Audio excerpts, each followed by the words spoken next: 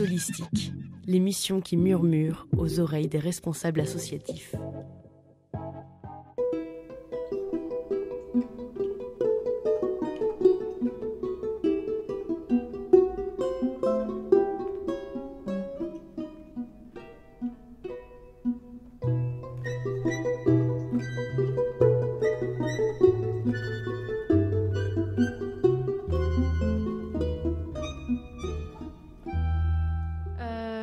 Et l'avenir. Oui, voilà. Alors, nous, on le connaît un petit peu, le prochain projet, mais parlez-nous-en. Le prochain projet de l'asso. Le prochain projet.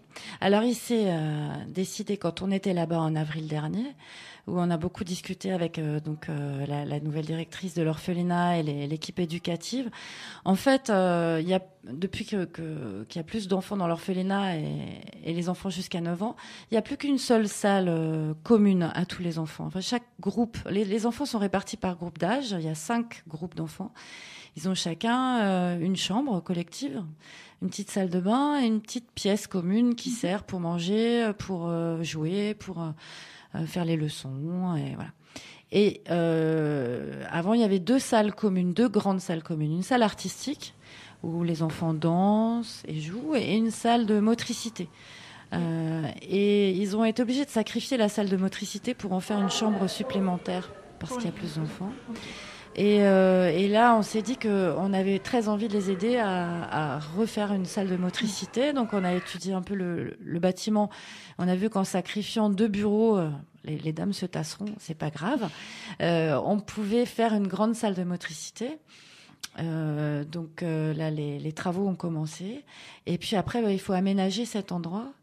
Donc acheter du matériel, voilà, ça paraît assez essentiel parce que, donc comme on le disait tout à l'heure, les enfants quand ils arrivent à l'orphelinat sont mal en point parce que souvent viennent de familles très défavorisées où ils ont été malnutris, voire très très peu, et donc il faut les raccommoder, ces enfants. Ils se tiennent mal, ils ont des problèmes de développement, encore plus qu'ils n'ont pas de parents. Et qu'on sait tous que les enfants grandissent bien quand ils ont l'amour de parents en face et que ça les motive, et voilà. Là, il n'y a pas de parents, il n'y a personne à qui prouver qu'on est grand, qu'on est beau, qu'on est fort, qu'on parle bien. Moi, ma fille, quand on l'a rencontrée, elle avait 2 ans et demi, elle parlait pas, elle marchait à peine. Et donc on s'est dit, une salle de motricité, ce sera pas du luxe. Ce sera pas du luxe, ouais. Ce sera pas du luxe.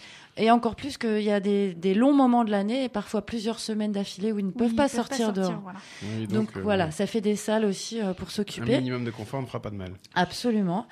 Et puis, on associe à ce projet un programme sur l'idée de la directrice, un programme d'éducation à une bonne hygiène de vie. À ça, on associe une école d'infirmières. Alors, l'école d'infirmières d'Aubagne qui a proposé de participer au projet.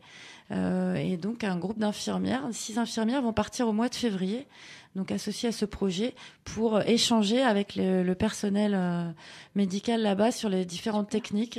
Elles partent en stage, en fait. Voilà, c'est leur stage de fin d'année. Ça valide leur fin d'études. Et en même temps, elles vont échanger leurs techniques là-bas. Alors, elles vont pas pour expliquer là-bas comment faire. Voilà, là-bas, ils sont pas en misère de médecine, de technique. Voilà. Par contre, ils ont besoin de mains. Donc, elles vont pouvoir donner la main pendant 4 semaines, et ça, c'est super. Et puis, partager des choses que, voilà, ce qu'ils apprennent là-bas, c'est pas forcément tout à fait la même chose qu'ici. Donc, ils vont échanger. Ça va être, je pense, de jolis moments. Et voilà. Donc là, c'est vrai qu'on est en train de chercher des fonds pour acheter du matériel, mais aussi j'ai dans l'idée, alors pour l'instant c'est pas du tout mis en place, mais de proposer à des écoles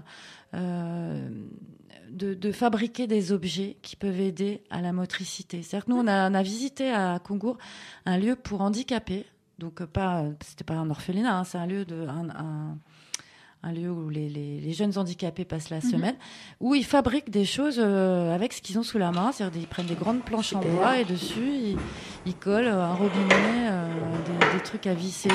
Voilà, ils fabriquent et ça marche. hein. Et j'avais envie de proposer ça à des écoles en France. Pourquoi pas dans le cadre d'un projet de fabriquer. Et si on a plus d'objets que prévu, C'est il y a excellent. plus qu'un orphelinat dans la région de Perm. Oui. Voilà, toutes vos l'association- idées sont les bonnes et vous avez peut-être des idées auxquelles on n'a pas pensé du tout. Parce que pour Kungur, c'est pas qu'une une association qui demande de l'argent. Évidemment, Bien sûr, ouais. là-bas, le matériel coûte moins cher, donc on préfère l'acheter là-bas. ça Et fait puis des il y a économies, du transport et oui, tout ça. voilà. Voilà. Mais toutes vos idées, on est prête à les écouter. Je remercie Dame Arlette qui a tricoté une trentaine de pulls elle-même pour les enfants de Kungur. Bon, bah voilà, ça c'est formidable. Bon, 30 pulls, ça prend pas trop de place, mais c'est fait avec tellement d'amour que de toute façon, on va les faire parvenir là-bas. On peut pas emmener des camions entiers. Mais Ouais. voilà. Donc, Ok. toutes Et vos où idées, est-ce je qu'on les peut écoute. vous joindre, donner vos coordonnées? Alors, je vais donner mon mail. Peut-être Mhm. c'est plus simple. C'est pour Kungur. Alors, pour comme pour. Kungur, c'est KUNGUR @gmail.com. Mais si vous cherchez Kungur sur Internet, donc KUNGUR, forcément vous tombez sur nous. Ok. Voilà. Donc voilà, on sait où vous joindre pour toutes les bonnes idées qu'on aurait à partager. N'hésitez pas, c'est une histoire d'idées.